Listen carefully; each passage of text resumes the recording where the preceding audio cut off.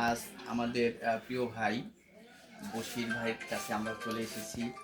আমাদের শরীয়তপুর ১ আসনের এমপি প্রার্থী মুফতি তোফায়েল আহমেদ কাথিমি সাহেব, তিনি আমাদের এক ভাই অসুস্থ, তার পাশে দাঁড়িয়েছেন। এজন্য আমাদের ইসলামী আন্দোলন বাংলাদেশ পক্ষ থেকে তাকে অভিনন্দন, শুভেচ্ছা। এবং বশির ভাই অত্যন্ত সন্তুষ্ট হয়েছেন যে আমরা তার কাছে আসতে পেরেছি। এজন্য জি কি বলবো, বলার কোনো ভাষা নাই। এত বড় একজন মানুষ আমার বাসায় এসে আমার দেখতে তো কি বলবো, আলহামদুলিল্লাহ। দোয়া করি যেন বিজয়ী হয়, এই দোয়া কামনা করি আল্লাহর কাছে।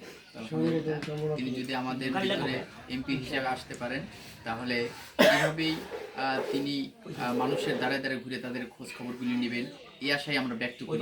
আল্লাহ তাআলা আমাদের বিজয় দান করুক, এই শুভকামনা রইল সকলের জন্য। আল্লাহু আকবার।